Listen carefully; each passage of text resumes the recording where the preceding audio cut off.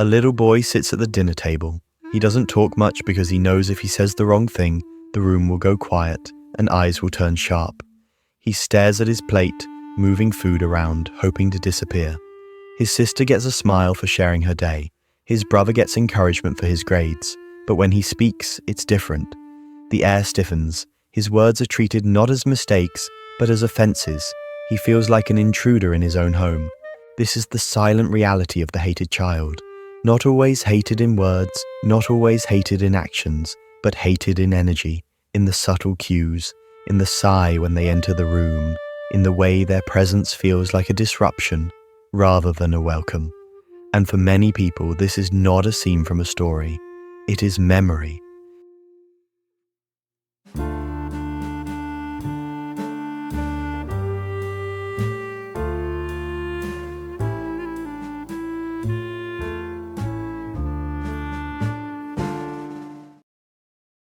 The human heart is born seeking belonging. It seeks warmth, safety, and acceptance. A child does not arrive into the world with walls. They are open, fragile, hungry for love. When that love is withheld, or worse, replaced with resentment, the child does not merely feel unloved. They feel unworthy of love. That difference is everything, because unloved is a condition, but unworthy, that becomes an identity. Psychologists have long studied the impact of childhood rejection and neglect. John Bowlby, the father of attachment theory, wrote that a child's first bonds form the blueprint for all future relationships. When those bonds are warm, the child grows with confidence. When they are cold or hostile, the child internalizes that rejection, carrying it into every corner of life. The hated child becomes the adult who still flinches, even when no one is raising a hand. And here's what makes it more complex.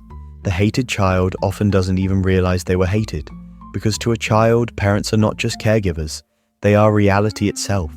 If a parent shows disdain, the child doesn't think, my parent is flawed. The child thinks, I must be flawed. Their mind bends to protect the bond. The pain becomes self-blame. The rejection becomes self-identity. This is why hated children often grow into adults who struggle with the same quiet questions. Am I enough? Do I deserve love? Why does connection feel so difficult? One of the cruelest aspects of being the hated child is comparison. When love is unevenly distributed among siblings, the hated child notices. They notice who gets praised, who gets celebrated, who gets held with softness, and they notice that when it comes to them, the tone changes. It's not always dramatic. It can be subtle, less eye contact, less patience, less celebration of small victories. But to the child's nervous system, it is unmistakable. This kind of environment conditions the child to expect rejection, even in safe places. A teacher's criticism, a friend's distance, a partner's bad day, all of it can feel like proof of what they always suspected. I am not wanted. Studies in developmental psychology confirm this. Children who experience parental rejection often score lower in measures of self-esteem and higher in anxiety and depressive symptoms. But it doesn't stop there. Rejection impacts how the brain processes social cues. In other words, the hated child grows into an adult who sees rejection even where it does not exist.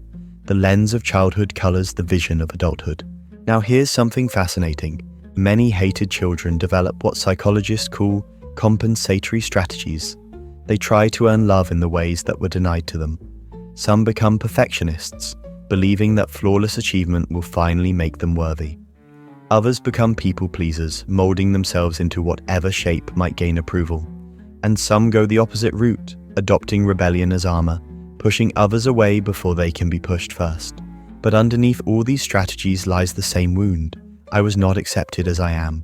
Perfection, rebellion, compliance, these are masks. They are survival mechanisms, not identities.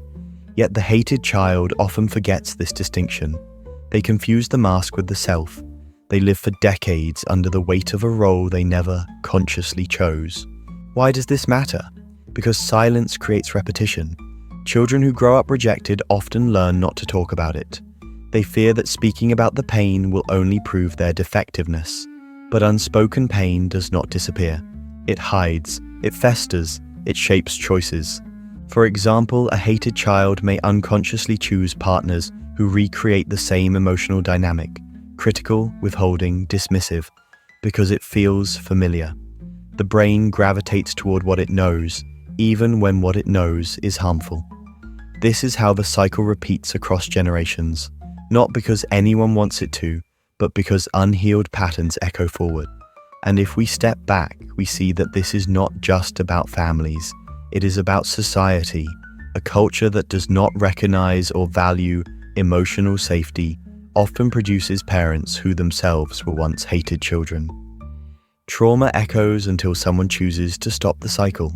Let's look at this from another angle: biology. When a child feels rejected, their nervous system interprets it as a threat. Stress hormones like cortisol flood the body. Over time, this repeated stress response literally reshapes brain pathways. Research from neuroscience shows that chronic childhood rejection is linked to heightened activity in the amygdala, the brain's fear center, and reduced activity in the prefrontal cortex, which regulates emotional responses. What does this mean in daily life? It means the hated child grows up hyper-alert, scanning constantly for signs of rejection. It means they may overreact to small slights, not because they want to, but because their nervous system has been trained that way. It means peace feels foreign and chaos feels familiar. And yet, here is the paradox. The hated child often becomes remarkably sensitive to the emotions of others. They can read a room with uncanny accuracy. They sense moods before words are spoken. This is not magic, it is survival.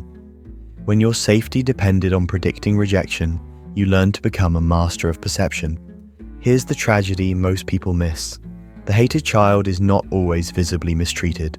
Sometimes they grow up in families that look normal from the outside. There are birthdays, vacations, even laughter. But inside, they feel unseen, excluded, or perpetually wrong. This invisibility can hurt even more than open hostility, because there's no clear proof. There's nothing they can point to and say, "See, this is why I feel this way." So they question themselves. They doubt their own memory. They think, maybe I'm overreacting. Maybe I'm just sensitive. Gaslighting is not always intentional. It can be built into the very structure of a family dynamic. This internalized doubt follows them into adulthood. They might achieve success, build relationships, even create families of their own. But deep down, they carry an ache that whispers, "Something is wrong with me." Fast forward, the hated child is now 30, or 40, or 50. They may not think of themselves as a hated child anymore, but the echoes remain. They show up in relationships, fear of abandonment, difficulty trusting, an almost magnetic pull toward unavailable people. They show up in careers, overworking, fearing failure, doubting their worth even after achievements. They show up in self-talk, harsh, unforgiving, echoing the voices they grew up with. This is why healing is not about erasing the past, but about understanding it. To see the patterns clearly is the first step in breaking them. Let's pause here and step back. Why does rejection cut so deep? Why does being the hated child shape a life so profoundly? Because love is not optional. For a child, love is oxygen, acceptance is food, belonging is shelter. Without it, the soul does not just ache, it suffocates. And unlike physical needs, emotional deprivation is invisible. There are no bruises, no broken bones, only a quiet erosion of the self. Philosophers like Søren Kierkegaard wrote about despair as the sickness of the soul, the condition of being unable to become oneself. For the hated child, despair begins not with grand tragedies, but with small daily dismissals, a sigh, a look, a silence. And from these moments, an identity is formed. But here's the hidden truth.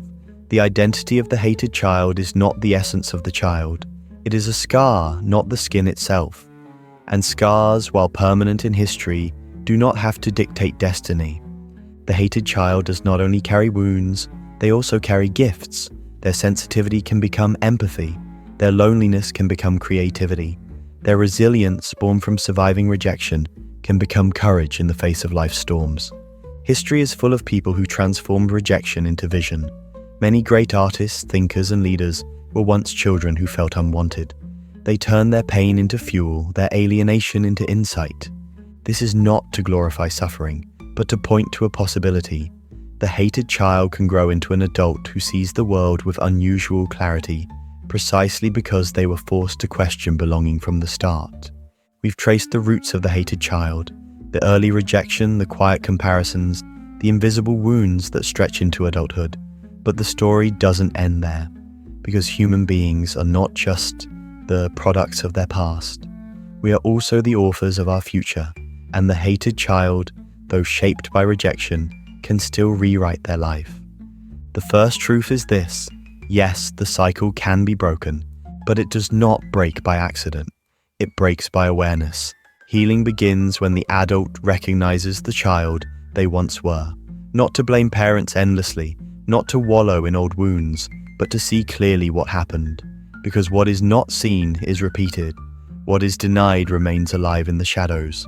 Psychologists call this process reparenting. It means offering to yourself as an adult the care and compassion that you never received as a child. It sounds simple, but it is profound. Reparenting is saying to yourself, you are worthy, you are lovable, you belong.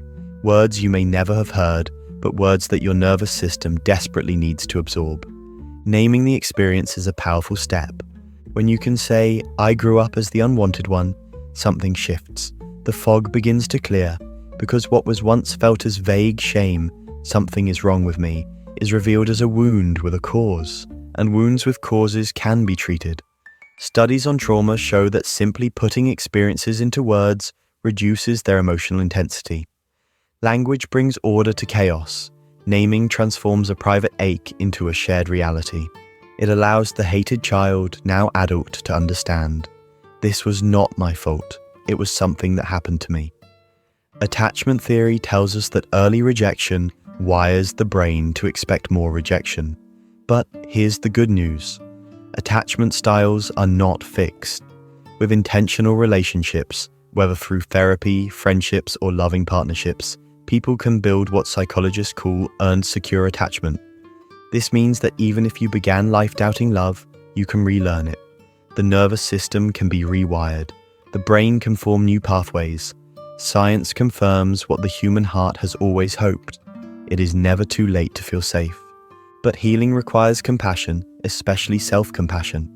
Dr. Kristin Neff's research on self-compassion shows that treating ourselves with kindness in moments of pain reduces anxiety, depression, and shame. Yet for the hated child, compassion can feel foreign. Criticism feels familiar, harshness feels normal. To practice self-compassion is to break an old pattern. It is to say, I will not treat myself the way I was once treated. And each small act of gentleness, resting when tired, forgiving a mistake, speaking kindly to yourself, becomes a rebellion against the old identity. Remember how the hated child becomes finely attuned to others' emotions? That same sensitivity, when healed, becomes a gift. Empathy, intuition, depth of understanding. These qualities make for remarkable friends, partners, artists, and leaders. What once was survival can become strength. The hated child, in other words, is not doomed to be broken. They are invited to transform, to turn rejection into insight, silence into expression, pain into connection. But what about families? What about when the hated child becomes the parent? Here lies another opportunity, because many adults who were once rejected vow to never let their children feel the same. Some succeed, pouring unconditional love into their kids, breaking the chain for good. Others struggle because unhealed wounds echo forward. But again, awareness is the key. When a parent recognizes I was once the hated child, they can pause. They can ask, am I projecting my pain onto my child? Or am I choosing differently this time? This pause, this awareness is where cycles end. Let's step back again to the philosophical. Why does being hated cut so deep? Because human beings are wired for belonging. Aristotle called us social animals. Modern neuroscience confirms it. Our brains are designed to connect. Loneliness registers in the brain as physical pain. Rejection activates the same neural pathways as injury. So when a child is rejected, it does not just hurt emotionally, it hurts biologically. It feels like a wound because it is one. A wound in the most fundamental fabric of human existence, the need to belong. But here's the hopeful truth. Belonging can be rebuilt. Not always with the family of origin, but with chosen family, with friends, with communities where you are seen and valued. Belonging is not limited to blood. It can be chosen, created, cultivated. So what is the transformation? It is the shift from victimhood to authorship. The hated child begins life as a victim of circumstance, but healing invites them to become a creator of circumstance. Instead of asking, "Why was I unwanted?" the healed adult asks, "What kind of life do I now choose to build?" This is not denial of pain, it is integration of pain. It is saying, yes, I was rejected, yes, it shaped me, but it does not define me. That is the turning point. To ground this in the practical, let's highlight a few steps any hated child, now adult, can take. Awareness journaling. Write out memories of feeling unwanted, and then write the truth beneath them. It was not my fault. I was worthy of love then, and I am worthy now. Therapeutic relationships.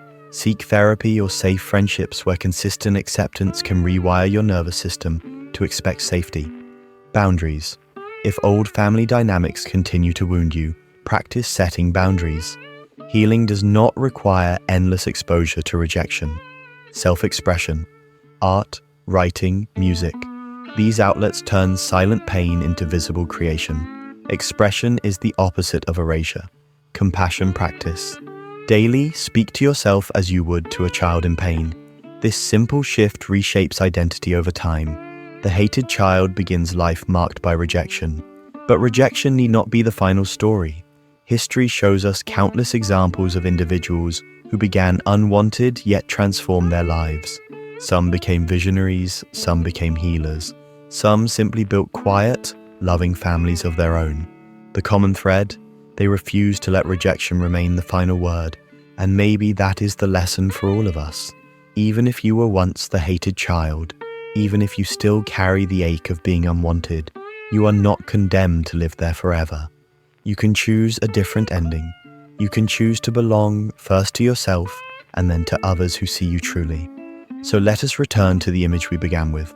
The little boy at the table staring at his plate, feeling invisible. Perhaps that boy is still within you. Perhaps that girl still waits to be seen. The invitation now is simple. Look at them. See them. Tell them what no one else did. You are worthy. You are enough. You belong. Because healing begins the moment the hated child is finally met with love. Not borrowed love, not conditional love, but love that says, you exist, therefore you matter. And maybe that is the deepest truth. The hated child is not truly hated. They are waiting for someone, perhaps even themselves, to finally say yes.